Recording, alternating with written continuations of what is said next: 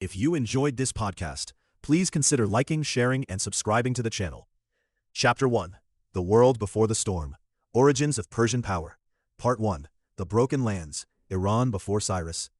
Around 1000 BCE, the land we now call Iran looked nothing like an empire. It was a broken, scattered place, a rough collection of tribes, small kingdoms, and ancient peoples, each one guarding its own piece of territory and suspicious of everyone else. The Medes were the strongest group in the northwest. They had just helped tear down the mighty Assyrian Empire, and that victory had made them proud and powerful. To the southwest sat the Elamites, an old civilization with deep roots and long memories. And then there were the Persians, scattered clans living in the rocky, wind-swept highlands of a region called Persis. They were tough people, shaped by hard land and harder winters. But in the eyes of the region's great powers, they were nobodies. The Medes treated them as servants, as subjects who paid tribute and followed orders. The rest of the world around them was no less impressive. Babylon, sitting along the Euphrates River, was the most magnificent city on earth, full of towering temples, bustling markets, and centuries of wealth. Egypt, ancient and proud, sat behind its deserts like a fortress that time could not break. Lydia, in what is now western Turkey, controlled enormous riches in gold and trade. These were not just kingdoms, they were institutions, civilizations that had existed for hundreds or thousands of years and expected to keep existing. Nobody looked at the Persian highlands and saw a threat. Why would they? The Persians had no great city, no legendary king, no famous army. They herded animals, farmed difficult soil, and bowed to Median authority. They were a footnote in a world full of headlines.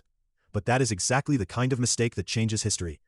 The people in the palaces of Ecbatana and Babylon were looking at what the Persians were, not what they were becoming. They saw vassals. They did not see the hunger building in those highlands, the slow gathering of clans, the quiet accumulation of grievance and ambition that comes from living under someone else's boot for too long. The harsh land of Persis was, in a strange way, the perfect training ground. It produced people who were disciplined, mobile, and used to surviving with less than their neighbors. And it would soon produce a man who could channel all of that energy into something the ancient world had never seen before. The great powers of the early first millennium BCE had spent centuries building walls, armies, and reputations. They believed those things would protect them. What none of them could have imagined was that the danger would come not from a rival empire or an ancient enemy, but from a group of highland clans their kings had barely bothered to remember by name. Part 2. Blood of Kings, Cyrus and the Achaemenid Claim. The man who would one day rule half the known world did not come from nowhere. He came from a family with a name, a history, and a claim. And that made all the difference. Cyrus, too, was born around 600 BCE into the royal house of Anshan, a Persian kingdom that had existed for generations under the shadow of the Medes. His father was Persian nobility. His mother, by tradition, was a Median princess. That combination of blood was not just a family detail. It was a political weapon. In a world where who your parents were determined everything, Cyrus could speak to both peoples. He was not fully an outsider to either. He belonged, at least in part, to both sides of the power divide. Growing up, Cyrus lived under Median rule. The Medes were the dominant force across the Iranian plateau, and the Persians paid them tribute and respect they did not entirely feel. But Cyrus watched. He studied how the Medes organized their armies, how they ran their courts, how they held together different peoples under one rule. He was absorbing lessons that would serve him far better than any open act of rebellion could have at that young age. The Median king at the time was a man named Astyages. By most accounts, he was not a beloved ruler. He had pushed the Persian nobility hard, and resentment had been building quietly in the highlands for years. What Astyages never understood was that the man he allowed to grow powerful just beneath him was the very man who would bring him down. When Cyrus finally moved against Astyages in 550 BCE, something almost unbelievable happened. The Median army refused to fight. Soldiers who were supposed to defend their king turned around and handed him over to Cyrus instead. Whether it was genuine loyalty to Cyrus, hatred of Astyages, or simple survival instinct, the result was the same. The Median Empire did not fall in a blaze of destruction. It simply changed hands. Ecbatana, the grand Median capital, opened its gates. Cyrus walked in not as a conqueror burning everything in sight, but as a man taking what he believed was already rightfully his. He kept Median nobles in their positions. He wore their symbols of power alongside his own. He told the world in every way a ruler could that he was not erasing the Medes, he was continuing them, only better. This was the moment that revealed what kind of ruler Cyrus was going to be. Other conquerors of his age took lands by breaking them apart. Cyrus took lands by holding them together under his name. It was a simple idea, but no one before him had applied it so consistently or so well. With the Medes folded into his growing power, Cyrus now stood as the strongest force on the Iranian plateau, and the old powers of the ancient world were about to take notice. Part 3. The Revolt that changed everything. Cyrus defeats the Medes. The revolt that brought down the Medes did not look like most wars. There were no years of grinding battles, no mountains of dead soldiers, no cities burned to ash. It was over almost before anyone could fully understand what had happened. And the way it ended told the world something entirely new about who Cyrus was. When Cyrus moved against Astyages in 550 BCE, the Median king had ruled for decades. He was powerful, experienced, and commanded a large army. On paper, the fight should not have been close. But Astyages had made a serious mistake that rulers often make. He had treated the people beneath him with contempt. He had humiliated Persian nobles, squeezed them, disrespected them. And that kind of slow, grinding resentment has a way of poisoning loyalty without a king ever noticing. So when the two armies finally faced each other, something extraordinary happened. The Median soldiers looked at their own king, then looked at Cyrus, and made a choice. They mutinied. They handed Astyages over to the man he'd been fighting against. Just like that, the most powerful force on the Iranian plateau collapsed. Not from the outside, but from within. Cyrus rode into Ecbatana, the grand Median capital built high in the cool mountain air, and he did something that stunned everyone watching. He did not burn it. He did not massacre the Median nobles or drag their families into slavery. He invited them to join him. Median commanders became his commanders. Median administrators kept their posts. The people who expected fire and chains got titles and wages instead. This was not weakness or sentimentality. It was a calculated decision that turned potential enemies into loyal soldiers almost overnight. Cyrus understood something that most conquerors of his age never grasped, that a man who keeps his sword after surrendering will fight harder for you than a man who was forced to drop it. By treating the Medes as partners rather than prisoners, Cyrus doubled his strength without fighting a second battle. He also made a smarter claim. He did not present himself as a Persian who had crushed the Medes. He presented himself as the rightful heir of the Median legacy, the man who was meant to carry their tradition forward. To the outside world, nothing had been destroyed. Power had simply passed to better hands. What happened in 550 BCE was not just a military victory. It was a preview of the entire Persian method. Every empire that followed would eventually reach a wall, the point where more violence produces less control. Cyrus had found a different path, and with the Medes behind him and Ecbatana at his back, the ancient world's other great powers, rich, proud, and utterly unprepared, were now directly in his sight. Part 4. Lion of Lydia. The fall of Croesus and the conquest of Anatolia. Rich, proud, and utterly unprepared. That was Croesus of Lydia in a single sentence. He was the kind of man whose name had become a saying. As rich as Croesus was how people described unimaginable wealth, and it was no exaggeration. His kingdom sat in western Anatolia, what is today western Turkey, and it sat on gold. Literally. The river Pactolus ran through his capital Sardis, carrying gold dust in its current. His treasury was the envy of every king alive. And when this enormously wealthy, enormously confident man heard about a Persian king rapidly swallowing empires to the east, he did not tremble. He made a plan. Croesus did what powerful men of his time did when facing a big decision. He consulted the oracle at Delphi, the most respected religious authority in the ancient world. The oracle's answer seemed to carry great promise. It told him that if he crossed the Halys River and marched against Cyrus, he would destroy a great empire. Croesus heard what he wanted to hear. He gathered his forces, crossed the river, and marched east with full confidence. The two armies met at a place called Plataea. The battle was brutal but settled nothing. Both sides pulled back, which was normal enough. What happened next was not. Croesus decided to retreat to Sardis for the winter, rest his troops, and then return in spring with reinforcements, including powerful Greek allies who had promised to send their soldiers. It was a sensible military plan. Cyrus simply refused to allow it. Instead of letting Croesus regroup, Cyrus pushed his army hard and fast, crossing the same ground at a pace the Lydians never expected. He arrived outside Sardis before Croesus could even send the letters calling his Greek allies to come. Croesus found himself cornered in his own capital, forced to fight immediately on ground he had not chosen, without the army he had planned to have. The cavalry battle outside Sardis should have favored Lydia. Lydian horsemen were among the finest in the world. But Cyrus had noticed something. Horses hate the smell of camels. They panic, throw their riders, and become useless in a fight. Persian commanders loaded their supply camels to the front of the line. When the Lydian cavalry charged and caught the scent, the horses went wild. The famous Lydian horsemen were thrown into chaos before a single sword was swung. Sardis fell around 547 BCE. Croesus was captured alive. The oracle had been right all along. A great empire was destroyed. It just happened to be his own. With Sardis in Persian hands, all of western Anatolia followed. The gold of Lydia, the trade routes connecting east and west, the wealthy Greek cities dotting the Aegean coast, all of it passed to Cyrus. The Persian Empire had just made its first contact with the Greek world, a meeting that would echo through centuries to come. But before that story could unfold, there was one more city to take. The greatest city in the world, Babylon. Part 5. Babylon without a fight. The greatest city surrenders. And so Cyrus turned his eyes east, toward the city that had stood at the center of the world for 2,000 years, Babylon. Even the name carried weight. Its walls were so thick that chariot races were held on top of them. Its hanging gardens were spoken of in whispers across the ancient world. It was not just a city, it was an idea. The idea that civilization itself had a home. But something was rotting inside those magnificent walls. The man sitting on Babylon's throne in 539 BCE was Nabonidus, and he had managed to do something almost impossible. He had turned his own city against him. Babylon's priests were powerful men. Their whole identity was tied to Marduk, the city's chief god. But Nabonidus preferred a different god, the moon god Sin, and he made no secret of it. He neglected Marduk's festivals, ignored the rituals the priests held sacred, and even spent years living away from Babylon entirely, leaving his son Belshazzar to run things. The priests were furious, the merchants were uneasy, the people felt abandoned. When Cyrus marched toward Babylon, he was not walking into a city ready to fight. He was walking into a city ready to be rescued. His general Gobryas led the Persian forces in a move that still sounds almost too clever to be true. The Euphrates River ran directly through Babylon, and the city's gates along the riverbanks were its weak point. Persian engineers diverted the river's flow upstream, dropping the water level dramatically.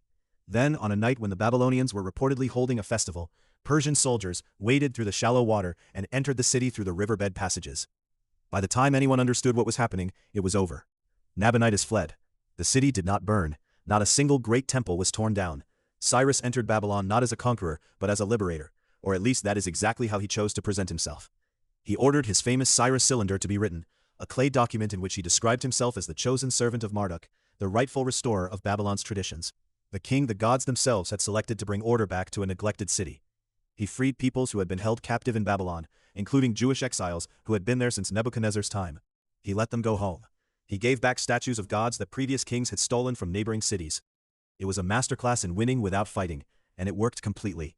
With Babylon in his hands, Cyrus now controlled everything from the Aegean coast to the edge of the Iranian plateau.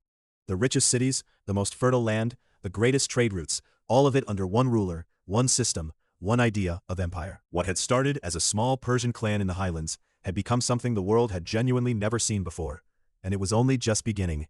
Chapter 2. Empire of the Horizon. Cambyses, Egypt, and the Limits of Conquest. Part 1. The Heir's Burden.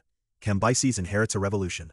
When Cyrus the Great took his last breath, in 530 BCE, somewhere on the dusty northeastern frontier fighting the Massagetae nomads, his son Cambyses II woke up the next morning as ruler of the largest empire the world had ever seen. From the beaches of the Aegean Sea, all the way to the edges of Central Asia, this was now his to run, his to protect, and most importantly, his to grow. But here was the problem. The Persian Empire wasn't just a collection of lands sitting quietly under one flag. It was a machine built on the idea of constant expansion. Every conquest proved the king was chosen by the gods. Every new territory fed soldiers, filled treasuries, and kept the whole thing moving. The moment the expansion stopped, people might start asking uncomfortable questions about whether the king really deserved his throne at all. Cambyses looked at the map and saw one obvious answer: Egypt. Egypt wasn't just another kingdom. It was the oldest, richest, most famous civilization still standing independently in the ancient world. 3,000 years of history, mountains of gold, the great Nile River feeding millions of people.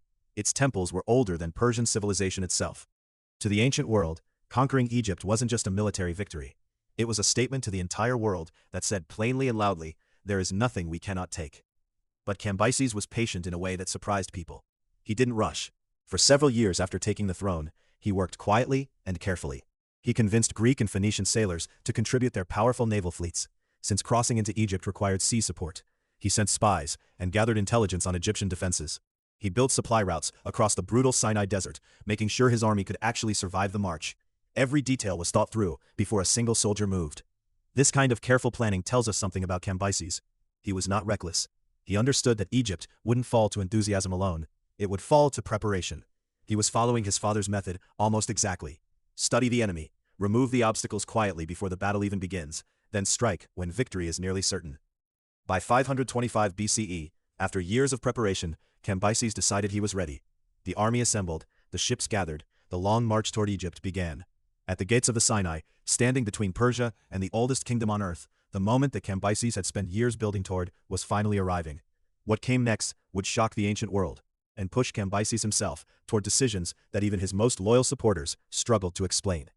Part 2. The Gates of Egypt, Battle of Pelusium and the Nile Delta. The army that crossed the Sinai in 525 BCE was not a rabble of raiders. It was a carefully assembled machine. Persian infantry, Greek mercenaries, and Phoenician warships moving together toward the most ancient kingdom on earth. Cambyses had spent years building this force. Now he pointed it at Pelusium, the heavily fortified city sitting at the northeastern edge of the Nile Delta. Whoever held Pelusium held the door to Egypt. The Egyptian pharaoh, Psamtik III, had his army waiting there. On paper, it should have been a serious fight. Egypt had walls, soldiers, and centuries of military tradition behind it.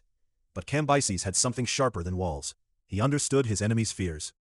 The story passed down through ancient sources is almost too strange to believe, yet it captures something true about how Cambyses thought.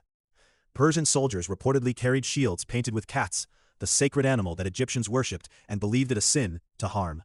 Whether the story is literally true or not, the message it carries is real. Cambyses used Egypt's own beliefs as a weapon. Egyptian soldiers, the story goes, hesitated, fearful of accidentally striking something holy. The Persians did not hesitate at all. The battle was not a close contest. The Egyptian army broke. Psamtik III pulled his surviving forces back toward Memphis, the great capital city sitting further south along the Nile. He was buying time, hoping something would change. Nothing did. Memphis fell after a short siege. The city that had stood as Egypt's beating heart for thousands of years opened its gates to a Persian king. Psamtik III was captured alive, brought before Cambyses not as a pharaoh, but as a prisoner. What happened next showed the same cold calculation Cyrus had used in Babylon. Cambyses did not burn temples or parade Egyptian priests through the streets in chains. He put on Egyptian robes. He adopted Egyptian titles. He called himself Pharaoh. He made offerings at Egyptian shrines and told the Egyptian people that their civilization was not conquered. It simply had a new king, one standing in an ancient line. It was theater, yes, but it was clever theater. A 3,000-year-old civilization had just been absorbed into the Persian Empire in a matter of weeks, and most of its people were given a story they could live with. Egypt became a Persian province, a satrapy, but its priests kept their temples, its farmers kept their fields, and its gods kept their names. Cambyses had followed his father's method perfectly. Study the enemy, prepare carefully, strike decisively, then present yourself as a continuation rather than a conqueror. For a brief moment, standing in the palace at Memphis wearing the double crown of Egypt, he must have felt that nothing was beyond his reach. That feeling would not last long. The same ambition that carried him to Egypt would soon push him past every border of good sense, into deserts that swallowed armies whole, and toward decisions that would leave even his closest men wondering if the conquests had cost their king his mind. Part 3. Madness in the Desert. The failed campaigns into Africa. The victory at Memphis felt total. Cambyses had done what no Persian king before him had done. He had broken Egypt. But victory has a strange effect on certain men. Instead of stopping, they start believing they can do anything. And that belief is exactly what began to destroy Cambyses. Fresh from his triumph, he turned his eyes further south and west. 3 new campaigns, 3 new targets. He would strike at Carthage, the powerful city on the North African coast. He would send an army to the oasis of Ammon at Siwa, deep in the western desert, home to a famous oracle. And he would march south into Nubia, toward the ancient kingdom of Meroe in what is now Sudan. On paper, it sounded like the next chapter of Persian greatness. In reality, it was the beginning of a disaster that would cost him everything. The Carthage campaign collapsed before it truly started. Carthage had originally been founded as a colony by the Phoenicians, the same seafaring people whose sailors were the backbone of Cambyses' fleet. When the order came to sail against Carthage, the Phoenician sailors simply refused. They would not raise weapons against their own people, their own blood. Without his navy, Cambyses had nothing.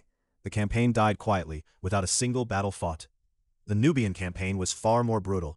Cambyses led his army south, through scorching heat, through land that grew emptier and harsher with every mile. The supply lines, already stretched thin across Egypt, snapped completely. Food ran out. Then water grew scarce. Ancient accounts say the soldiers were reduced to eating leather and grass. Then, according to the most horrifying reports, they began eating each other, drawing lots to decide who among them would be killed and eaten so the others could survive. Cambyses, apparently shaken by what he was witnessing, finally ordered a retreat. The army limped back to Egypt having conquered nothing and having lost thousands of men to hunger and heat. But the worst was still to come.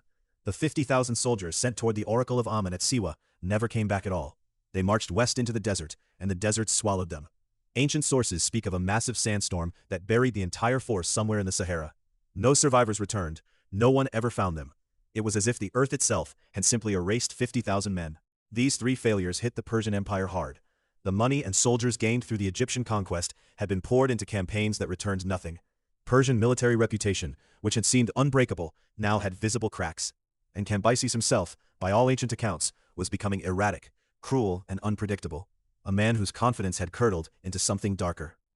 The king who had stood in Memphis wearing the pharaoh's crown now sat surrounded by failure, presiding over an army that had eaten itself in the desert. Worse news was already traveling toward him from the east, news that would threaten not just his campaigns, but his throne itself. Part 4. The Smerdis Crisis. A throne stolen in the dark. That news from the east arrived like a blade through silk.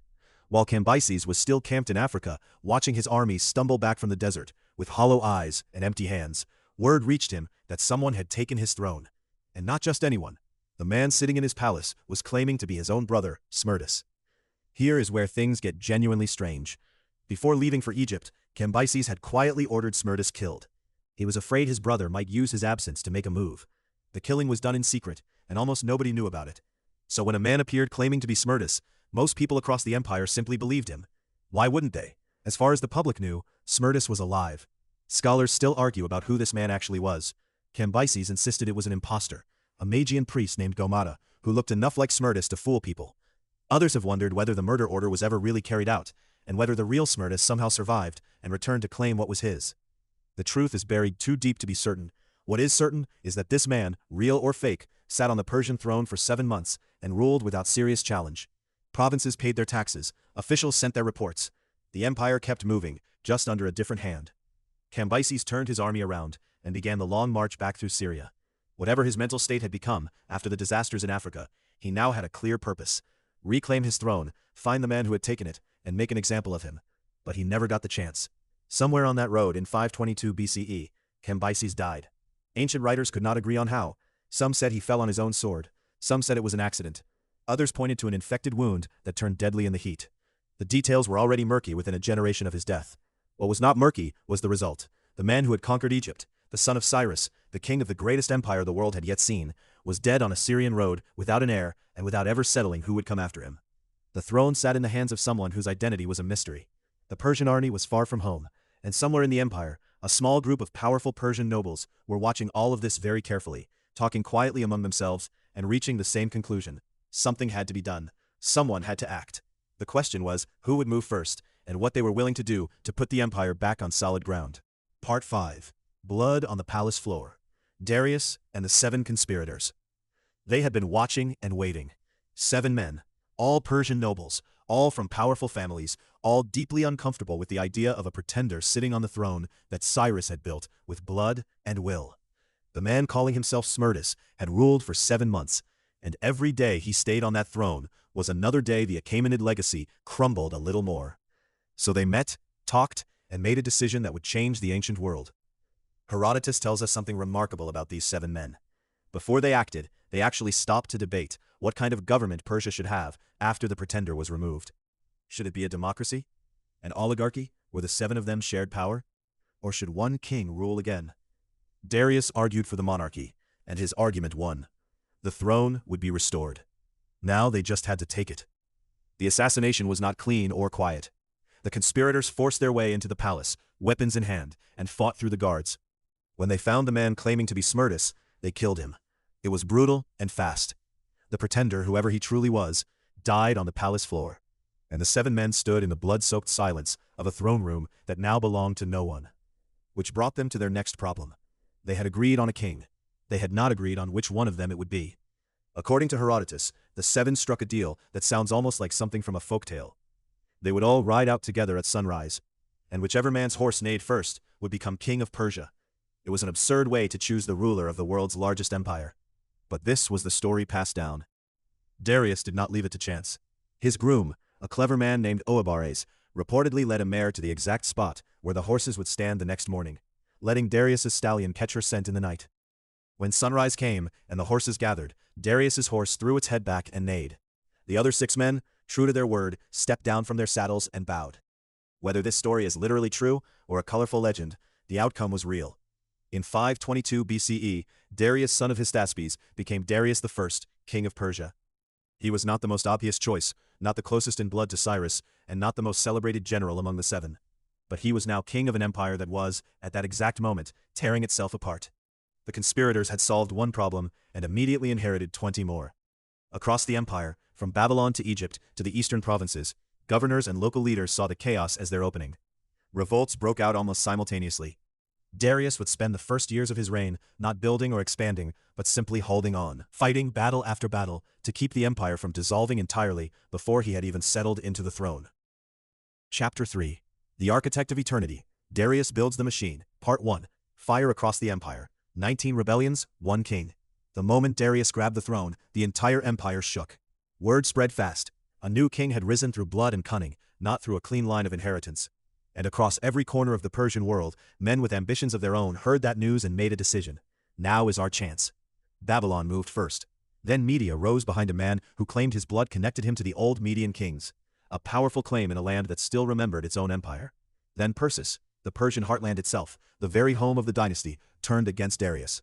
Egypt grew restless. And in the distant eastern provinces, Marjana, Parthia, Satagitia, Arachosia, fires of rebellion broke out almost at the same time. By the time Darius had counted his enemies, 19 separate provinces were in open revolt. 19. All at once. Any other man might have cracked under that weight. Darius did not flinch. For 2 full years he fought without stopping. He personally led armies into some rebellions, riding at the front of his troops across brutal terrain. For the revolts too far to reach himself, he handed command to generals he trusted, and watched their results closely.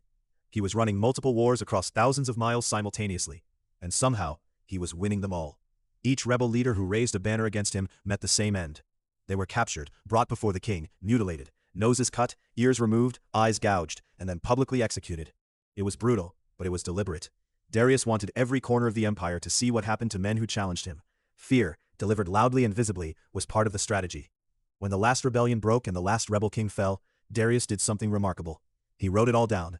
On a massive cliff face at Behistun, cut high into the rock where no one could tamper with it, he ordered his account carved in 3 languages, Old Persian, Babylonian, and Elamite, so that every literate people in the empire could read his version of events. He listed his enemies, he described his victories, he gave credit to his god, Ahura Mazda. That inscription still survives today, and it remains one of the most important historical documents from the ancient world, a king's own voice, frozen in stone. By 520 BCE, the empire was quiet. Every province was back under Persian control. Darius had not just inherited an empire, he had fought for it, bled for it, and proven beyond any doubt that he could hold it together through sheer will and military force. But holding an empire together through constant warfare is exhausting and expensive. The real question, the one that had broken every great conqueror before him, was now staring Darius in the face. How do you govern a territory this enormous without it falling apart the moment you turn your back? That question would define everything he did next. Part 2. The Satrap and the Seal. Inventing Imperial Government. Darius had spent 2 brutal years putting out fires across his empire. Now, with the last rebel king captured and the last revolt crushed, he finally had the chance to think. Not about war, but about something far harder. Running the largest empire the world had ever seen. Every conqueror before him had faced the same wall. You win the territory. You march your armies home, and then slowly, piece by piece, the whole thing starts to crack. Distant governors stop listening. Local lords start acting like kings. Taxes dry up. Armies mutiny. The empire doesn't fall in one dramatic moment. It just quietly falls apart, like a rope fraying from 100 different ends. Darius had watched this happen to others. He had no intention of letting it happen to him. His answer was something no ruler before him had ever tried at such scale. He cut his empire into roughly 20 large territories called satrapies. Think of them like giant provinces, and placed a trusted Persian nobleman in charge of each one. These men called satraps were often relatives of the king himself. They collected taxes, kept order, and made sure daily life in their region ran smoothly. But here is the clever part. The satrap was never given total power. Darius kept the military command separate from the civilian command in each province. 2 powerful men, watching each other, neither one strong enough alone to challenge the king. And if that wasn't enough, Darius sent a 3rd set of eyes. Royal inspectors, known as the eyes and ears of the king, traveled the empire without warning. They audited the satraps, checked the accounts, listened to complaints from ordinary people, and reported directly back to Darius. No satrap ever quite knew when one of these inspectors might show up. That uncertainty alone kept a lot of men honest. Money was another problem he solved with unusual care. Across his empire, dozens of different currencies, weights, and measurements made trade a nightmare. Darius introduced 2 standardized coins, the gold daric and the silver siglos, named after himself. Suddenly a merchant in Egypt and a trader in the Far East could do business using the same money. A soldier in Persia and a craftsman in Babylon both understood what a payment was worth. It sounds simple, but no empire before this had ever done it this cleanly or this deliberately. What Darius had built wasn't just a political system, it was a machine, one designed to keep running even when the king couldn't personally be everywhere at once. For the first time in history, a ruler had created a government sophisticated enough to match the size of his territory. But a machine without roads is useless, and Darius already had plans for that too. Part 3. The road that tied the world together. Infrastructure of power.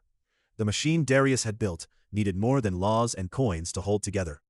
An empire stretching from the edge of India to the shores of Greece, covering dozens of languages, climates, and cultures, had one silent enemy above all others: distance. A rebellion could grow for months before the king even heard about it. A governor could go corrupt for years with no one the wiser. Orders from the capital could arrive too late to matter. Darius knew this, and so he did something no ruler before him had ever done at this scale. He built the roads. The royal road was his answer, stretching roughly 2,700 kilometers from Susa, the administrative heart of the empire, all the way to Smerdis on the western edge near Greece. It was less a single road and more a lifeline.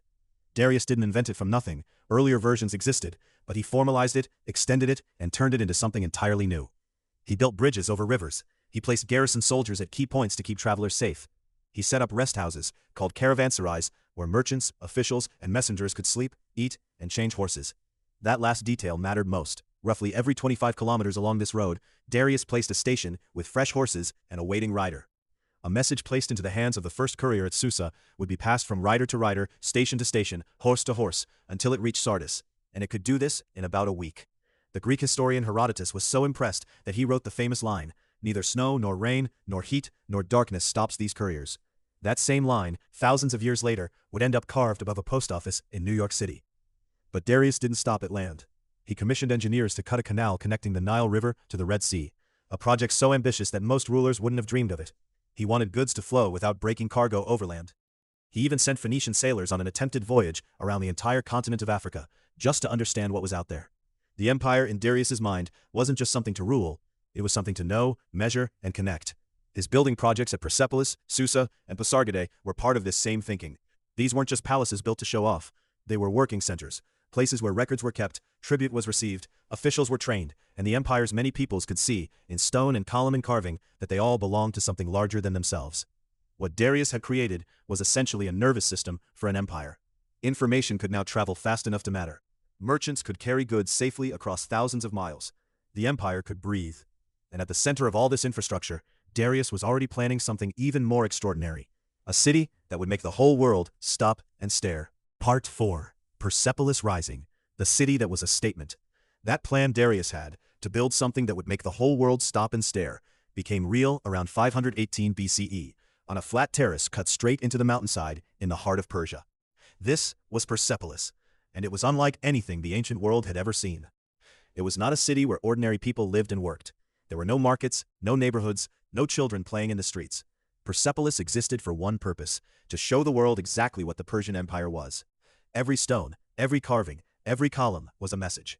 The message was simple. The Persian king stood at the center of everything, and everything belonged to him. The centerpiece of Persepolis was a hall called the Apadana. Picture a room so large it could hold 10,000 people standing inside it. Its roof held up by columns taller than most buildings of that time.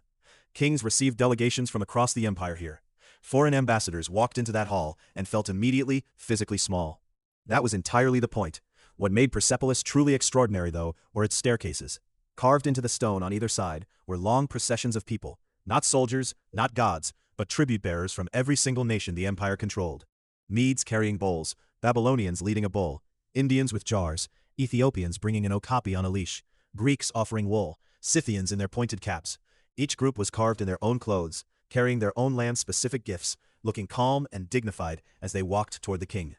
This was political genius, carved in stone. Darius was not just saying, "I conquered you," he was saying something more powerful. You are part of this. Your people, your gifts, your identity, all of it has a place here. Every nation could look at those stairs and see themselves, included, recognized, permanent. The religious message ran just as deep. Darius believed the great god Ahura Mazda had personally chosen him to rule the world. Persepolis was proof of that divine selection, a physical monument to the idea that the king's power came from heaven itself. When visitors walked through those gates and saw the scale of what had been built, they were not just impressed by Darius, they were meant to feel the weight of something much older and larger than any single man. Construction would not finish in Darius's lifetime. His son Xerxes continued building, then Artaxerxes after him. The whole project took more than a century to complete. Persepolis was not in a hurry, because the empire it represented was built to last forever.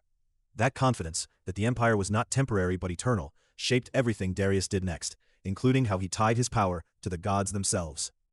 Part 5. The God and the King.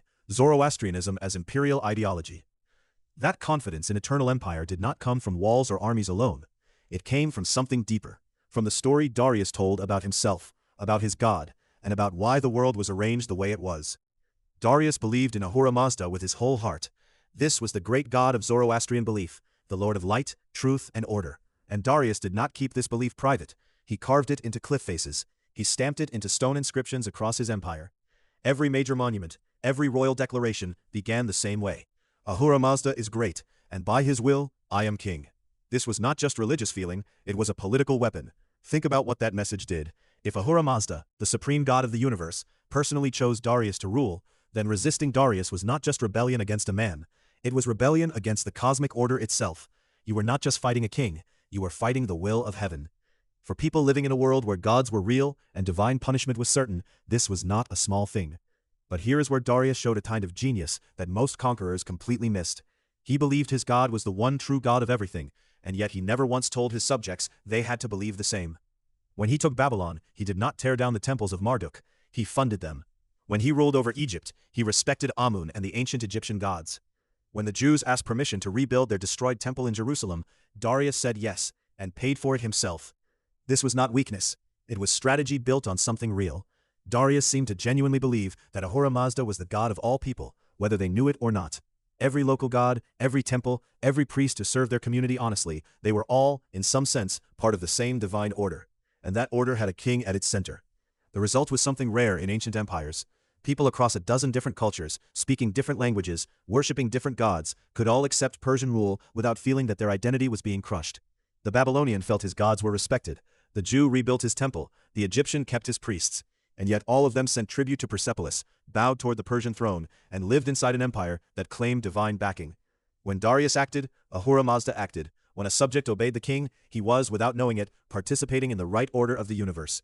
It was a system where religion and power held each other up, and it worked, for generations, holding together the most diverse empire the ancient world had ever seen. Chapter 4. The Edge of the World, Scythia, Greece, and the Empire's Limits. Part 1. Into the Grass Sea, the Scythian Campaign and its Lessons. By 513 BCE, Darius had built something the world had never seen, an empire with real roads, real laws, and real money flowing from every corner of the known world. He had crushed rebellions, reorganized provinces, and turned chaos into order. He was, by any measure, the most powerful man alive. So when he decided to march north and punish the Scythian nomads who had been raiding across his borders, nobody questioned it. Why would they? His army had never truly lost. The Scythians lived in the vast open grasslands north of the Black Sea, what is now Ukraine and southern Russia. They had no cities, no walls, no palace to defend. They were horse riders who had spent generations learning to survive on the move. When Darius crossed the Bosphorus on a bridge made of boats and marched his massive army into their territory, he expected a fight. He got something far worse: silence. The Scythians simply rode away. Every time the Persians advanced, the Scythians melted into the endless grass. They burned the fields, so the Persian horses had nothing to eat. They poisoned the wells so the men had nothing to drink. Then they circled back to pick off soldiers who wandered too far from the main column. Day after day, Darius marched forward, and day after day, there was no one to fight. Miles became hundreds of miles. The army grew tired, hungry, and confused. Darius sent a message to the Scythian king, demanding he either stand and fight or surrender. The Scythian king sent back 4 things: a bird, a mouse, a frog, and 5 arrows. Nobody could agree on what it meant. Some said it was a warning, others said it was a riddle. What it really was mockery. Darius eventually turned his army around and marched home. His soldiers came back alive, which meant this was not technically a defeat. But everyone knew the truth. The greatest army on earth had walked hundreds of miles through empty grasslands and accomplished absolutely nothing. The Achaemenid war machine, built to break down gates and crush armies in open battle, had no answer for an enemy who refused to stand still. This was the lesson Scythia taught Persia, and it was a lesson Darius would have done well to remember. His empire was extraordinarily good at defeating things it could grab hold of. But what happens when the enemy simply refuses to be grabbed? The steppes gave him no answer, only wind and burned grass. He turned his attention westward instead, toward the Greek cities along the Aegean coast, people who did have cities, who did have walls, and who had been causing problems of their own. That, at least, seemed like a problem his empire knew how to solve. Part 2. The Greeks in Persian Scyth, Ionian cities under the Satrapy. The Greek cities on Anatolia's western coast were unlike anything else in the Persian Empire. Walk through Miletus or Ephesus in 510 BCE, and you would find marble temples, busy marketplaces, philosophers debating ideas in the open air, and merchants whose trade networks stretched across the entire Mediterranean world. These were not small, backward towns. They were among the most sophisticated cities on earth. But they were Persian subjects. When Cyrus had conquered the kingdom of Lydia decades earlier, these Greek cities had come along with the deal. They didn't choose Persia. Persia simply arrived, and suddenly they were paying tribute to a king in Susa who sat 1,000 miles away. Darius kept them in line through a clever but deeply unpopular arrangement. He appointed Greek rulers called tyrants to govern each city.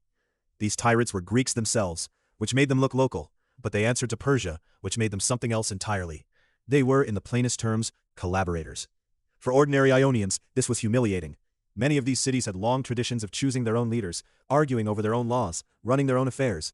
Now they had a ruler handed to them by a foreign empire, and that ruler's job was less about serving the city and more about keeping the city quiet and the tribute flowing. What made this sting even more was what lay just across the Aegean Sea. A short boat ride away were the free Greek cities, Athens, Sparta, Corinth, cities that nobody told what to do, cities that argued loudly and imperfectly about how to govern themselves, but cities that were undeniably free. The Ionians could see that world. They traded with it, wrote letters to it, shared its language and its gods.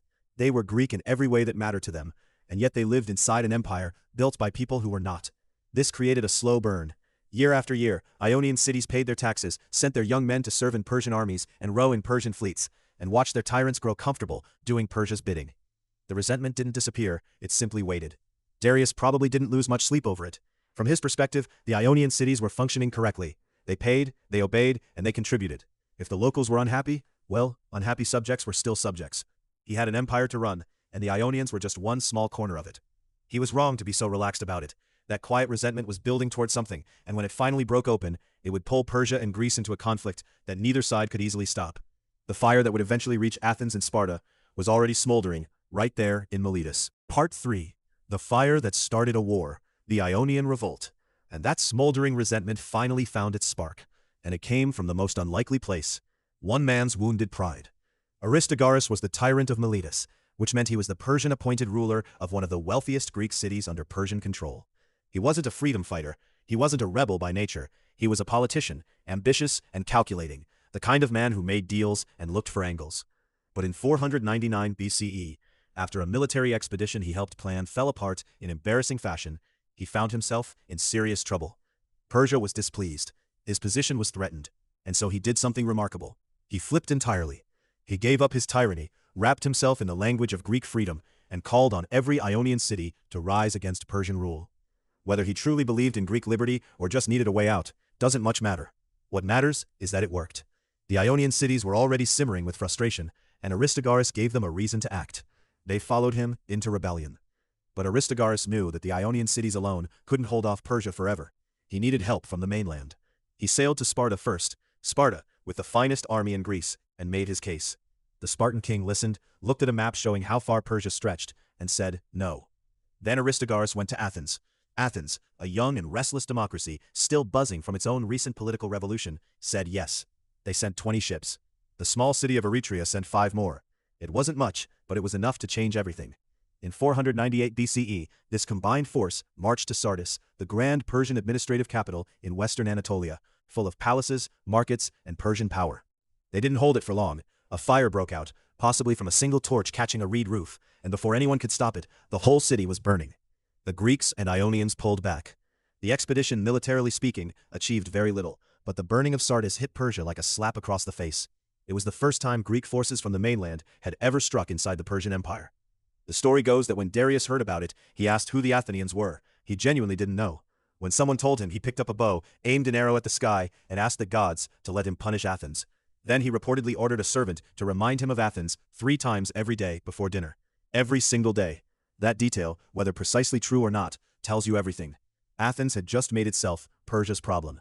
And Darius was not the kind of man who forgot a problem. The revolt itself still had years to run, but the moment Sardis burned, the conflict between Greece and Persia stopped being a local administrative issue and became something far more personal, far more dangerous, and far harder to stop. Part 4. Miletus in Flames, the crushing of Ionian revolt. The revolt that had kept Persia busy for 6 long years was finally dying, and it was dying badly. When Aristogaurus lit the fire of rebellion back in 499 BCE, he had promised the Ionian Greeks freedom. Instead, he quietly slipped away to Thrace when things got difficult, and died there, far from the cities he had inspired to fight. The people he had rallied were now left to face Persia alone. Persian commanders did not rush. They moved carefully and deliberately, taking rebel cities one by one, strangling the revolt from its edges inward. Cyprus fell. Cities along the Hellespont fell. Caria fell. Each defeat made the next one easier for Persia and harder for the rebels. By 494 BCE, Miletus, the very heart of the revolt, stood nearly alone. The last real chance came on the water. Off a small island called Lade, just outside Miletus, a combined Greek fleet of 353 ships gathered to stop the Persian navy. It was the rebels' final opportunity to turn the war around, but at the moment the battle began, something went terribly wrong. The ships from Samos, followed by others, simply turned and sailed away. Whether it was fear, bribery, or a quiet deal made in advance, nobody knows for certain. What is known is that their departure broke the Greek line apart. The remaining ships fought desperately, but were surrounded and destroyed. The battle ended not with a heroic last stand, but with betrayal and chaos. With the fleet gone, Miletus had no protection. Persian forces closed in from both land and sea. The siege was short and brutal. When the city fell, the men were killed and the women and children were taken as slaves.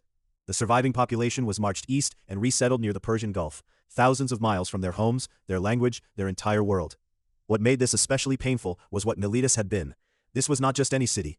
Miletus was where some of the earliest Greek thinkers had lived and worked. Thales, who first tried to explain the world through reason rather than myth. Anaximander, who drew one of the earliest maps of the known world. Anaximenes, who asked deep questions about what everything was made of. All of them came from Miletus. When the city was emptied and silenced, that entire tradition went quiet with it. Persia had won. The revolt was over. But winning had a cost that Darius may not have fully measured. The Aegean Sea was no longer a calm border. It was a wound that had not closed. Athens and Eretria had helped burn Sardis, and Darius had not forgotten.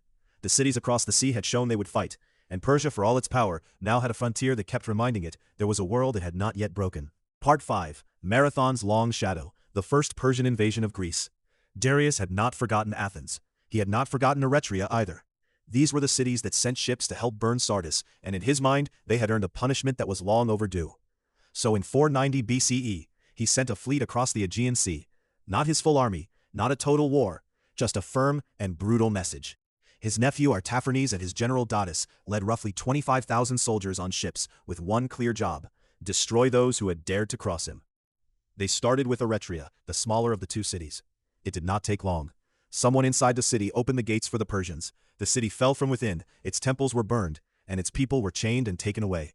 It was swift, cold, and deliberate. Darius wanted everyone watching to understand what happened to cities that defied him. Then the fleet moved south and landed at a flat stretch of beach called Marathon, just north of Athens. The Athenians knew they were coming. They had perhaps 10,000 soldiers and a small force of 1,000 men from the nearby city of Plataea. The Persian army was bigger, better equipped, and had just destroyed a city days before. The gap seemed impossible to close. But the Athenian commander, a general named Miltiades, did something no one expected. He ordered his men to run straight at the Persian line. Not march, run. The Persians were still getting into formation when the Greeks hit them. The Athenian center held just long enough, while the wings of their army curved around and crushed the Persian flanks from both sides. The Persian soldiers, packed tightly together, could not fight back properly. They broke. They ran for their ships. Thousands died on that beach. The Persians were not finished, though. They sailed around the coast, hoping to reach Athens while its army was still far away at Marathon. It was a smart move, except Miltiades had already thought of it. The Athenian army marched back at speed and arrived before the Persian fleet could land. The Persians looked at the shore, saw soldiers waiting, and turned their ships around. For Athens, Marathon was a moment they would never stop talking about. A small city had stood against the greatest empire in the world and won. For Persia, it was an irritating loss, nothing more.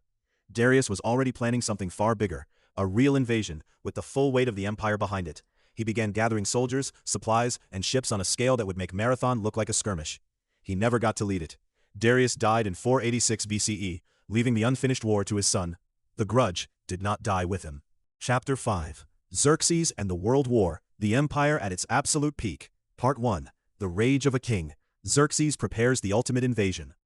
Darius never got his revenge. The man who had sent messengers demanding submission, who had watched his army humiliated at Marathon, died in 486 BCE with that wound still open. But before he closed his eyes for the last time, he passed that wound to his son.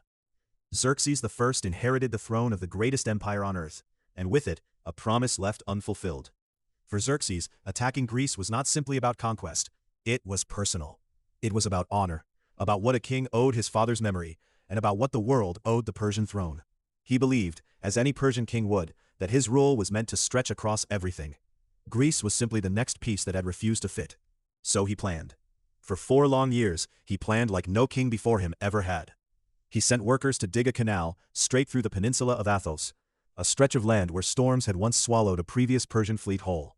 Rather than risk the sea's temper again, he simply cut through the land itself. It took years. It took thousands of workers. He did it anyway. Then came the bridge. To move his army from Asia into Europe, Xerxes needed to cross the Hellespont, a narrow strip of water separating the 2 continents.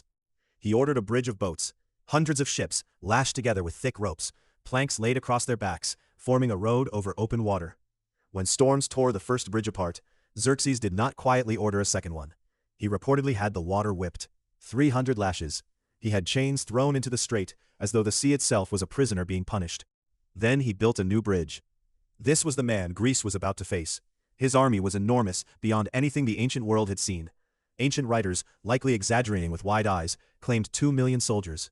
Modern historians put the real number somewhere between 100,000 and 300,000, which was still an astonishing, almost unimaginable force for the time. Alongside them sailed a fleet of around 1,200 warships, drawn from Phoenicia, Egypt, Cyprus, and Ionia, peoples from across the empire, all rowing toward the same Greek shore. What Xerxes was assembling was not just a military campaign, it was a performance. Every canal dug, every whipped sea, every ship tied to the next was a message that the great king did not bend to weather, to water, or to small Greek cities that thought themselves brave. Nature itself was expected to cooperate. What no one around him dared say out loud was that the Greeks had already beaten a Persian army once, and some of them were ready to do it again. Part 2. The Hot Gates, Thermopylae, and the Meaning of Sacrifice. When the massive Persian army finally marched into Greece in 480 BCE, everyone knew a clash was coming. The Greeks had been watching Xerxes prepare for years, the bridges, the canals, the endless columns of soldiers from dozens of nations. Now that army was here, moving south like a slow flood, and the Greeks had to make a choice: fight or surrender. Most Greek cities chose the safer option. They sent earth and water to Xerxes, the traditional sign of submission. But a small group of city-states refused: Athens, Sparta, and a handful of others. They would fight. The question was where. A man named Themistocles, the sharp political mind behind Athens, had already been pushing his city to build a powerful navy. But someone still needed to slow the Persian army on land long enough for that naval strategy to have a chance. That someone turned out to be a Spartan king named Leonidas, and the place he chose was a narrow strip of land called Thermopylae, which literally meant hot gates, named after the warm sulfur springs nearby. The pass was barely wide enough for a few men to stand side by side. In open land, Persia's massive army would simply surround any Greek force and crush it.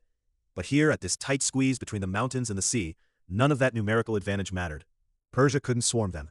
They had to come in straight, and straight meant running into Spartan shields. Leonidas arrived with 300 Spartans, men personally chosen by him, men who already had sons to carry on their family names. He wasn't expecting to survive. He knew what this post was. He brought approximately 7,000 allied Greeks with him, and for 2 full days, this group held off the entire Persian army. Wave after wave of Persian soldiers crashed against the Greek line and pulled back with nothing to show for it. Even Xerxes' most feared soldiers, the Immortals, 10,000 elite fighters who supposedly always stayed at exactly 10,000 in number, couldn't break through. Then everything fell apart because of one man. A local Greek named Ephialtes walked into the Persian camp and offered Xerxes something priceless: a mountain path that curved behind the Greek position. He wanted a reward. Xerxes gave him one. That night, Persian soldiers quietly moved through the mountains, and by morning, the Greeks defending Thermopylae found themselves surrounded from 2 directions. Leonidas sent the allied Greek forces away. There was no point in everyone dying. He stayed with his 300 Spartans, 700 men from a city called Thespiae who refused to leave, and 400 Thebans. They moved forward from the pass, choosing to die in open ground rather than be hemmed in from behind. The Greeks lost the battle completely. But something strange happened in that loss. The story spread instantly across Greece. That 300 men had held the entire might of Persia for 3 days and had only fallen because of treachery, not weakness. It lit a fire in Greek hearts that no military victory could have. Suddenly, resistance to Persia felt possible. Suddenly, there was something worth fighting for. Thermopylae also bought the Greek fleet critical time to hold their own against Persian ships at nearby Artemisium, and now that fleet would be needed more than ever, because nothing stood between Xerxes and Athens. Part 3. Athens burns, then the sea answers. Salamis changes history. Xerxes walked into Athens and found it empty. The Athenians had done something almost unthinkable. They had packed up their families, their belongings, and their lives, and left their own city behind. An ancient oracle had told them their salvation lay in their wooden walls, and Themistocles, their smartest and most cunning leader, had convinced them that meant their ships. So the people boarded boats and crossed to the nearby island of Salamis, watching from a distance as Persian soldiers poured into the city they had built and loved. What happened next was brutal. Persian troops climbed the Acropolis, the great hill at the heart of Athens, where its most sacred temple stood, and burned everything. The temples fell. The statues were smashed. The city that had beaten Persia at Marathon a decade earlier was now ash and rubble. Xerxes sent a messenger back to Persia with the news. On paper, the war was over. Persia had won. But Themistocles wasn't finished. While Xerxes celebrated on land, the Greek fleet sat waiting in the narrow waters of the Strait of Salamis, a tight channel squeezed between the island and the mainland. Themistocles knew something important. Persia had roughly 800 warships. Greece had about 370. In open water, that difference would be deadly. But in a narrow strait, 800 ships would crowd and crash into each other. Numbers would stop being an advantage and start being a problem. Getting the Persian fleet into that strait took a trick. Themistocles reportedly sent a secret message to Xerxes, suggesting the Greek fleet was about to escape, urging him to block the exits immediately. Xerxes took the bait. His massive fleet sailed into the narrow waters in September 480 BCE, and the trap closed. Greek ships were heavier, built for ramming, and rowed by men who understood exactly what would happen to their families if they lost. The Persian ships, crammed together with no room to turn or maneuver, became a tangled, confused mass. Greek triremes punched through hulls, rowers were thrown into the sea, and ship after ship went down. Xerxes watched it all from a golden throne set up on the shore, close enough to see everything, powerless to stop any of it. The Persian fleet was broken that day, and without ships to carry food and supplies, the enormous Persian army on land became a burden too heavy to feed. Xerxes made his decision. He took a large part of his army and marched back toward Asia, leaving his trusted general Mardonius behind, with a remaining force to hold Greece through the winter. The fire in Athens had looked like the end. It turned out to be the turning point. The war was not over. Mardonius still sat in Greece with a powerful army. Greece had learned it could fight back, and Persia was about to learn that winning battles was not the same as winning a war. Part 4. Plataea and Mycale. The double death of Persian ambition in Europe. Mardonius had spent the winter in Greece, still convinced he could finish what Xerxes had started. He had a real army, a real plan, and real confidence. When spring came in 479 BCE, he marched south again, trying one last time to split the Greek alliance apart with diplomatic offers and threats. The Greeks refused, and so both sides prepared for the fight that would settle everything. The two armies met near a small town called Plataea in central Greece. On one side stood Mardonius and his Persian-led force, still large, still dangerous, still equipped with archers and cavalry that had terrorized Greece for 2 years. On the other side stood a massive Greek coalition led by the Spartan regent Pausanias, a man with every reason to win and every reason to be careful. The battle was not clean or quick. It dragged on for days, full of confusion, false starts, and moments where it looked like either side could collapse. The Greeks struggled to hold their formation. The Persians pressed hard with arrows and horsemen. But the Spartan soldiers were the finest infantry in the known world, and when the real fighting came down to spears and shields, Persian courage was simply not enough against Spartan discipline. Then Mardonius was killed. That one moment changed everything. A general's death in ancient battle was not just a loss of leadership, it was a signal to every man around him that the gods had decided. The Persian army did not retreat in order, it ran. Thousands were cut down trying to escape. The camp was captured, the treasure seized, and with it, all of Persia's remaining hopes for holding Greece. On what ancient writers claim was the very same day, though most historians suspect this was a story shaped later to make things feel poetic. The Greek fleet struck again on the other side of the Aegean. At a place called Mycale, on the Anatolian coast, the Persian fleet had been pulled ashore, possibly already afraid to fight at sea after Salamis. The Greeks landed, attacked, and burned the ships. The Ionian Greeks along that coast, who had lived under Persian rule for decades, saw their chance and rose up again. 2 defeats, on land and sea, in 1 year. Persia's push into Europe was finished. What makes this moment so worth sitting with is what did not happen next. The Persian Empire did not fall. It did not shrink dramatically.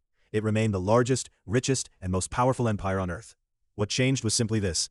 The Greeks had found the limit, and the Persians had found theirs. A line had been drawn that neither side would seriously cross again for another century and a half, when a young Macedonian king named Alexander would finally come looking for answers. Part 5. The king who built paradise. Xerxes at home, and the height of Persian culture. Back home in Persia, Xerxes was still a king unlike any the world had ever seen. Greece had stung him, yes, but it had not broken him. The empire he returned. Chapter 6. The Long Afternoon. Stability, Intrigue, and the Empire's Reckoning. Part 1. The Harem and the Dagger. Palace Politics after Xerxes. The death of Xerxes did not come on a battlefield or in a moment of glory. It came in the dark, inside his own palace, at the hands of people he trusted. In 465 BCE, his chief minister Artabanus crept close enough to kill him. Some whispered that Crown Prince Darius, his own son, had a hand in it. Whether that was true or not, Artabanus turned on Darius next, killing him too. But he had miscalculated. The younger son, Artaxerxes, was still standing, and he moved fast. He killed Artabanus and took the throne for himself. This was not a shocking exception. This was the pattern. The Achaemenid court was two things at once: a place of astonishing beauty and quiet, constant danger.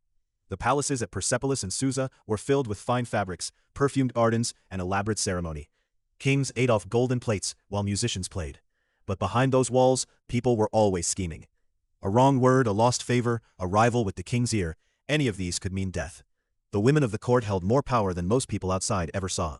Queens, queen mothers, and royal wives could not command armies, but they commanded something just as valuable: the king's private moments. They whispered in his ear at night. They shaped who he trusted and who he feared. Queen mothers in particular were known to influence which son sat on the throne. Their power was real, even if it was never written into any official title. Eunuch officials controlled access to the royal harem. Over time, some of them became remarkably powerful, not through force, but through information and proximity. Knowing who spoke to the king and when and about what was its own kind of weapon. Persian nobles outside the palace played a different game. They competed fiercely for governorships, military commands, and any position that put them close to royal favor. A satrapy, a regional governorship, meant wealth, local authority, and the ability to build a power base far from the capital's watchful eyes. The further from the center, the more room to maneuver. What is striking is that through all of this, the murders, the plots, the shifting alliances, the empire kept working. Taxes were collected, roads were maintained, trade moved. The administrative machine that Darius I had built was sturdy enough to survive bad kings and bloody transitions. But each crisis left a mark. Each contested throne made the next noble a little bolder, each distant satrap a little more independent. The empire was not falling, not yet, but the ground beneath it was slowly, quietly shifting. And those shifts would eventually matter more than anyone inside those beautiful, dangerous palaces could have imagined. Part 2. Greece Forever Bleeding. The Delian League and Persian Gold. Persia never forgot Greece, but after Xerxes sailed home in defeat, the empire's generals and kings slowly realized something important. You don't always. Part 3. The March of the 10,000, a warning from the interior. Those cracks the Persian court had tried to ignore became impossible to miss when, in 401 BCE, trouble came not from outside the empire, but from within its own royal family. Cyrus the Younger was the younger son of King Darius II. He was ambitious, impatient, and convinced he should be king instead of his older brother, Artaxerxes II. So he made a plan. He quietly hired 13,000 Greek soldiers, tough, professional fighters who had spent their whole lives training for war. He mixed them with his own Persian forces and marched straight toward the heart of the empire to take the throne by force. The two armies met at a place called Cunaxa, in Mesopotamia, near what is today's Iraq. On the battlefield, the Greek mercenaries did exactly what they were paid to do. They cut through the opposing forces like a knife through cloth, winning their section of the fight with almost frightening ease. But Cyrus, unable to hold himself back, charged wildly into the thickest part of the fighting to personally kill his brother. He never came back out. One reckless charge, and the man who had started the whole thing was dead. The Greeks had won their battle, but their employer was gone. They were thousands of miles from home, and the entire Persian Empire was now surrounding them on every side. What happened next was something the Persian court never quite got over. These 13,000 men, leaderless and stranded deep inside enemy territory, simply decided to walk home. They marched north through mountains, deserts, and freezing cold. Persian armies tried to stop them. Hostile tribes attacked them along the way. The terrain itself seemed to fight them. And yet they kept moving, roughly 3,000 miles in total, until they finally reached the Black Sea coast and safety. A Greek soldier named Xenophon was with them, and wrote the whole story down in a book called the Anabasis. It was part adventure story, part military diary, and it spread through the Greek world quickly. People read it with wide eyes. Here was proof that a relatively small group of disciplined soldiers could march through the very center of the Persian Empire, fight off everything thrown at them, and come out alive. For the Persians, this was not just an embarrassing episode. It was an advertisement of weakness they could not control. The empire looked enormous on a map, but these Greeks had just shown that its interior could be crossed, challenged, and survived. Far away in the north, a young Macedonian prince would eventually read Xenophon's words. He would study every detail, The routes, the rivers, the way Persian forces fought, the way they hesitated. Alexander was not yet born when those 10,000 Greeks made their long march home, but when he came of age, that book would be very close at hand. Part 4. Egypt slips away, the province that would not stay conquered. Egypt had always been different. Even under Persian rule, the Egyptians never truly accepted their conquerors. They kept their gods, their customs, and their deep pride in being a civilization. Part 5. The shadow from the north. Macedon rises at the edge of the Persian world. That tiredness had a name, and it was coming from the north. While Persian kings were busy putting down revolts, poisoning rivals, and reconquering Egypt, a small kingdom far to the northwest had been quietly doing something extraordinary. Macedon, a rough and mountainous land at the edge of the Greek world, had long been dismissed by the polished city-states of Athens and Corinth as a backward, half-civilized place.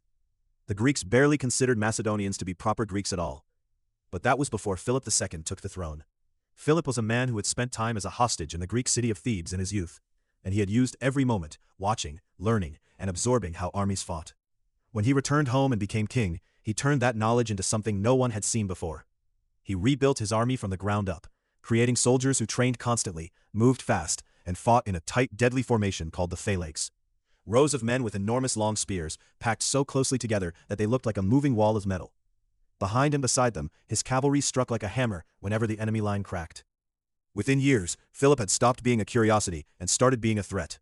He swallowed up territory, bought off rivals with gold when he could, and crushed them with his army when he couldn't. By 338 BCE, at a place called Chaeronea, he shattered a combined Greek army that included Athens and Thebes, the two proudest military powers in Greece. After that battle, mainland Greece was essentially his. Persia had been watching. Persian diplomats sent gold to Athens and others to slow Philip down, hoping the Greeks would do the hard work of stopping him before he became their problem. It was the same old trick that had worked for over a century. Pay Greeks to fight Greeks. But this time, it was not enough. Then came the real disaster, not from Macedonia, but from inside the Persian palace itself. In 338 BCE, the same year Philip finished conquering Greece, Artaxerxes III, the king who had finally taken back Egypt, was poisoned by his own minister, a powerful eunuch named Bagoas. A new king, Arses, sat on the throne, but he was little more than Bagoas's puppet. 2 years later, Bagoas had him murdered too. Then came Darius III, a man Bagoas thought he could control, a mistake Bagoas did not live long enough to regret, because Darius forced him to drink his own poison. In just a few years, the Persian throne had changed hands 3 times through murder. While Darius III was still getting his footing, still learning who in his vast empire he could actually trust, the news arrived from Macedonia. Philip II had been assassinated at his own daughter's wedding, stabbed by one of his own bodyguards. His son Alexander, just 20 years old, had taken command. 2 empires, 2 new rulers. One of them inherited a tired, politically poisoned machine that had been bleeding from the inside for decades. The other inherited the sharpest army in the world, and the ambition of a man who had grown up reading about Persian power and dreaming of something far larger.